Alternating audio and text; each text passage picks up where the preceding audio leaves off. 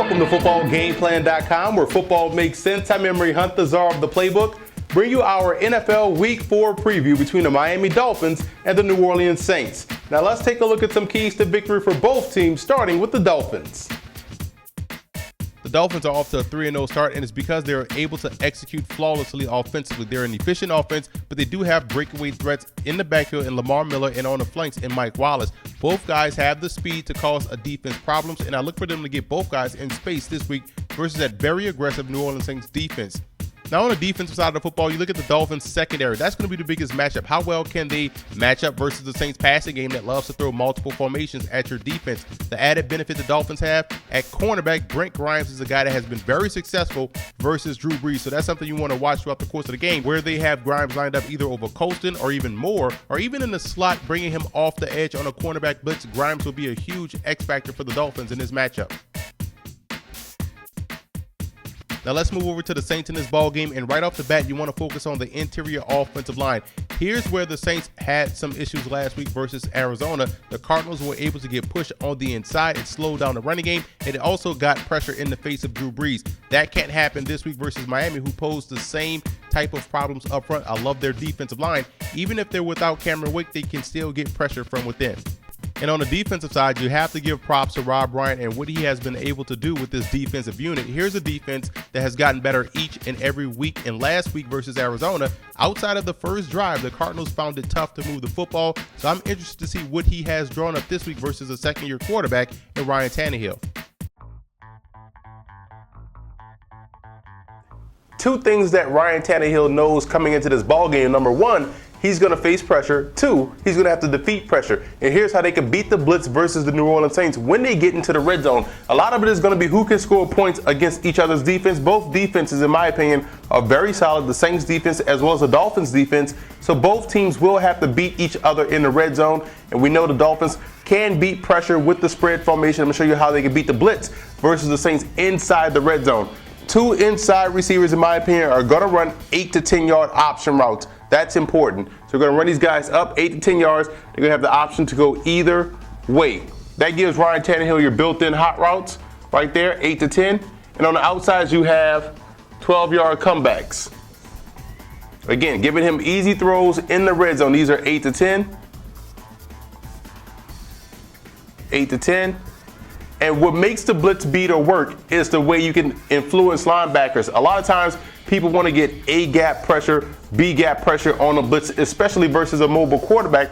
And the way you can calm this pressure from the interior, you don't have to always block the blitzing backers. You swing the back out. That's going to calm one of these guys from swinging. If he comes wide open in the flat, guys ran off, now turned into blockers. So there's ways for Tannehill to beat the blitz in the red zone versus the New Orleans Saints. You can swing the back out as well as have those two inside guys running 8 to 10 yard option routes. And on the outside, you run those 12-yard comebacks.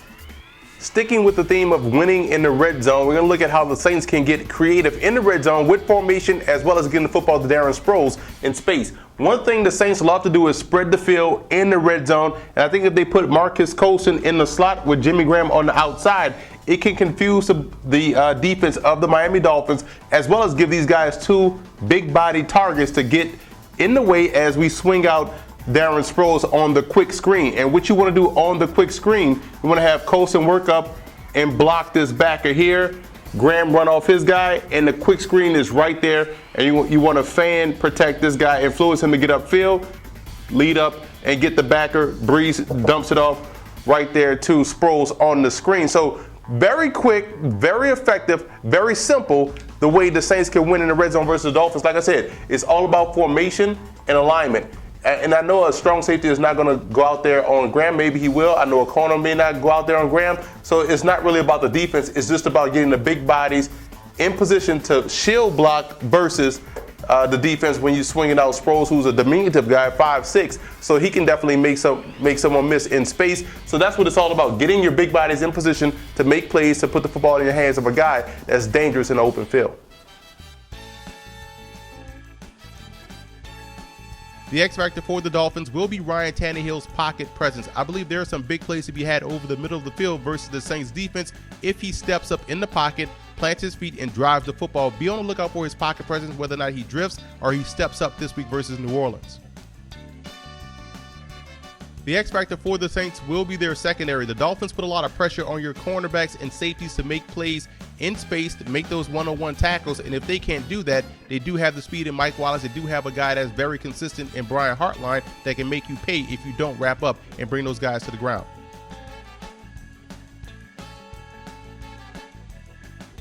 Now here are some coaching points for both teams in this ball game. For Miami, it's death by 1,000 cuts. You want to neutralize that Saints pressure with the short passing game. You want to force those guys to be disciplined in their coverage responsibilities, and you want to force them to make one-on-one tackles in space consistently. And red zone execution versus a team like New Orleans, who we know they can put up points in a hurry and they can put it up in bunches. So you want to execute, come away with 7s and not 3s. And in the running game, those quick hitters, keep in mind you do have Lamar Miller with breakaway speed, the traps, the draws. Those plays, those inside zones can help you have success on the ground and allow him to get that speed to the second level, and that way he can outrun the secondary to the end zone. And for the Saints in this ball game, they're going to have to win the battle up front defensively. They have to get pressure on Ryan Tannehill to disrupt the timing of their passing game, and they have to go big on the interior and speed on the flanks on offense. Utilize those big bodies on the inside to control the middle of the field. That's Marcus Colston. That's also Jimmy Graham. That way you can have some success on the inside, because they're going to have to utilize their safeties to get over top of the speed on the flanks. And you want to run off tackle. I think the Saints can have some success this week versus Miami running off tackle. Cameron Wake is not in the ball game, and you want to see if those defensive ends can defend the run as well as they can get upfield versus the pass. So you want to run off tackle this week versus Miami.